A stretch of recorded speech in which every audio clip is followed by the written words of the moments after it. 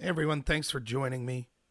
So, my plan tonight is, as long as I can, to be live streaming from the riots going across America, brought to you by the Democratic Party and the media and their race huckstering. Remember when Tony Timpa died, when Daniel Shaver died, they didn't care. Those were white people.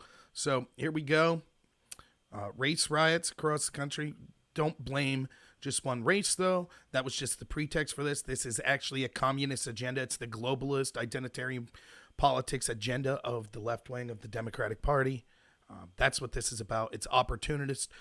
95% of these riots have nothing to do with George Floyd. I sympathize with the death of George Floyd, as did almost every single person in the country.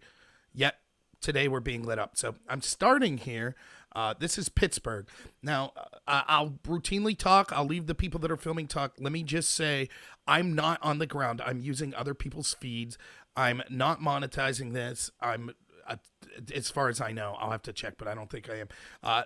All credit to those that are on the street that are actually filming this, even if they're, as long as they're not participating in the riot.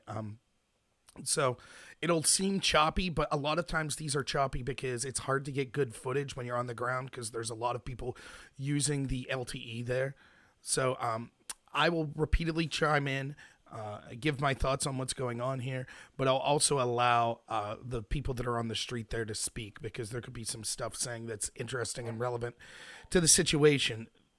So, yeah, without further ado, let's see what's going on. This right now is Pittsburgh. I'm from Pennsylvania, so I wanted to start with Pittsburgh, Philadelphia. The situation I've seen, it's basically all over. There were protests in Lancaster, there was protests in Bethlehem. That's just in Pennsylvania. They're all over the country right now, all based on the selective race bait pushing. So it looks like this lady is going to disappear for a while, so let me find another feed for you. That's okay. If you have suggestions on feeds, put them in the link. I could read your comments if you're on Facebook or if you're on Facebook.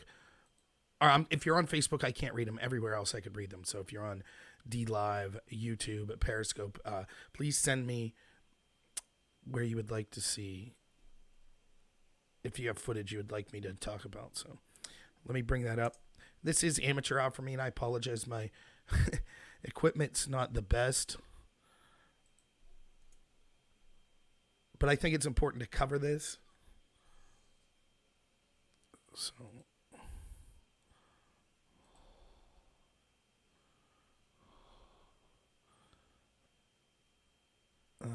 LA.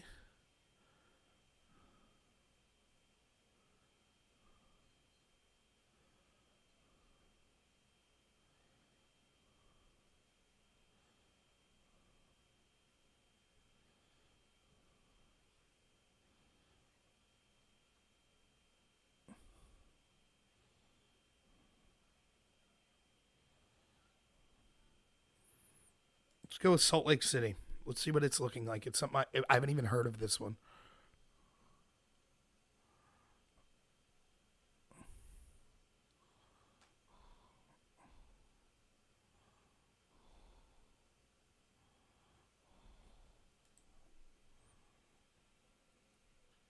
We'll stay here for a minute.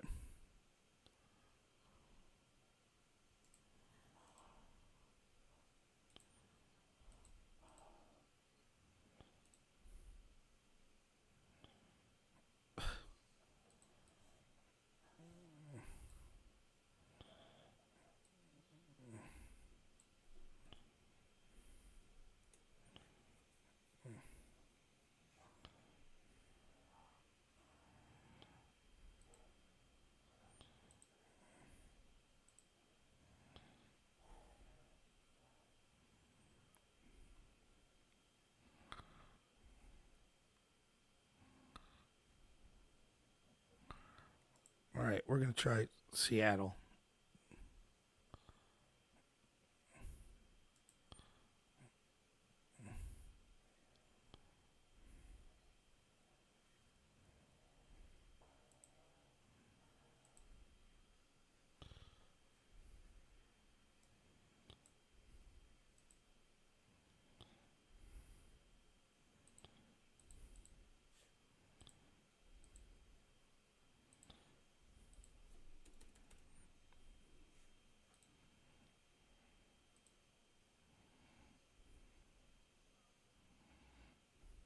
Hey, what's up, all?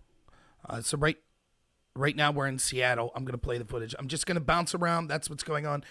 We'll go to riots across. I'll do this as long as I feel like it. This isn't what my equipment's set up to do really well. I'm not on the street. I'm just bouncing around. But we'll talk about what these riots are about, and let's hear what they're saying right now in Seattle. Over here, we're just around the corner from where Michael Crow is.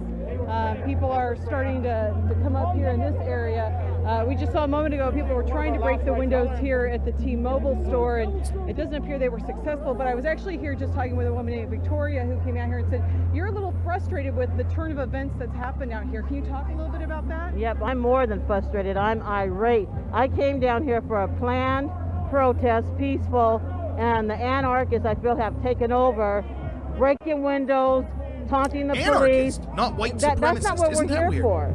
And I feel like now there's a curfew. We have to leave. They hijacked our protest.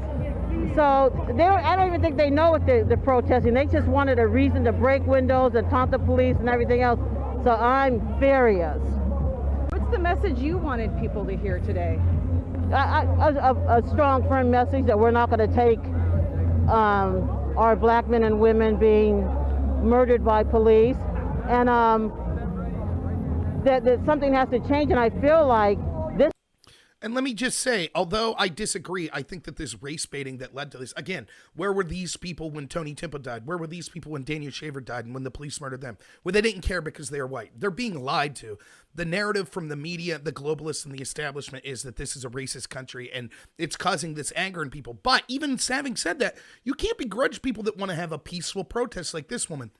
And what she's saying is the same people that are lying to her and forcing her to be enraged about this supposed racist country and cops hunting and killing black people, those same people are also firing up these globalist anarchists, left-wing domestic terrorism that come in and hijack their protest. And then they run cover for it and say, oh, it's white-wing Trump supporters that are actually doing all the rioting. It's not. This woman knows. Was it something personal that It's in Minneapolis and personal. I'm the African American Chair Advisory, and so I work a lot with SPD, and I get a lot of flack for it because I try to bring the community together with them, and I started thinking, am I wasting my time? This is Seattle right now, by the way. We'll bounce really around all night. If you're on YouTube at D-Live or Periscope and you have a feed that you would like me to show, just let me know. I'm just really, I'm heartbroken and sick about it. So, and I've had my issues with the police, but I'm trying to help bridge the gap. And even today, I was trying to be nice to two officers, and they were so rude to me. And I'm thinking, really? I bust my butt to try to bring us together, and you're going to talk to me like that?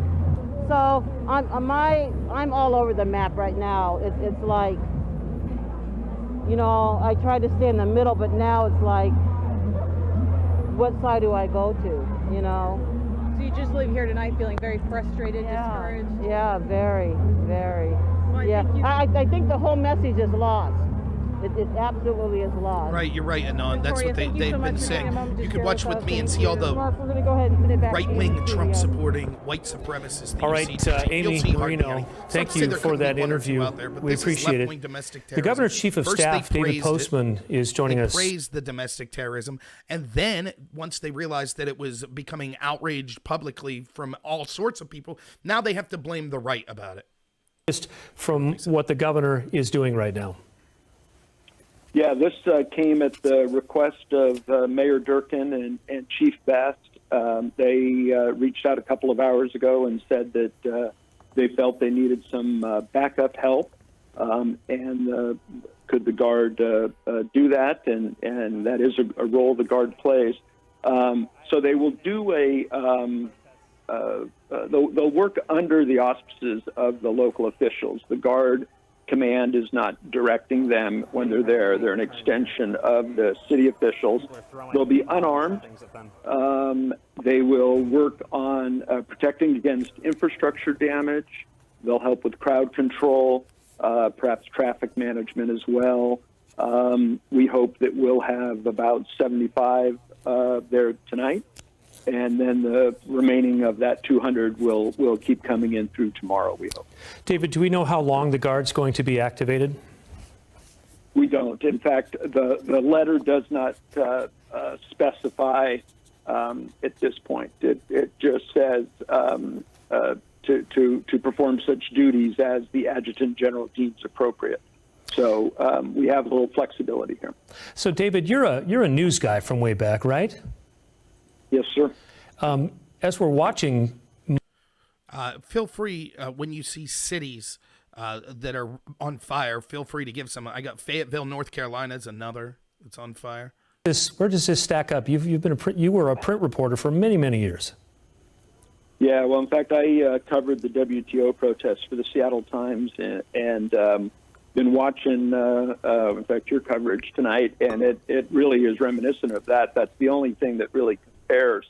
And we did see, very violent and bold actions by the anarchists and others in 1999. They I don't remember actually a police car catching on fire, but many police cars were damaged, vandalized. Tires were slashed right in front of the police officers at one point. And as we know, that went on for a couple of days. It was very intense and widespread around the city. So I hope this doesn't grow to be like that, but that's the only thing that I know can compare. And in fact, I believe that was the last time the National Guard I'll try to was find some called footage up of or Philly as activated well, for too, any BC, sort of so let's move on. protest type work. So it's going to get heated all night. and Feel free if you your see folks any out there who footage are that you would working like know me this. to I check just out. was Feel free to watching send it. the We'll just reporter bounce who was around what the choking on audience wants. the tear gas. Look, I don't get a big following, so there probably won't be a It's lot of dangerous people for here, which everybody is out fine, there. so we'll watch for through the it together. protesters, the peaceful protesters, for the police officers, for the reporters, for the transportation workers, and that I think that's really. Let's see what we can find here.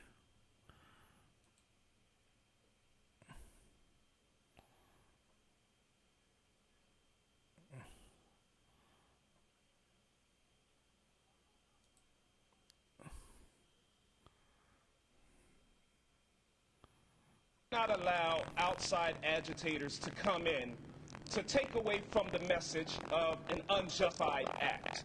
God is not the author of confusion, so do not allow confusion to take place in the city of brotherly love. So in conclusion, And let me just say, again, I don't mind peaceful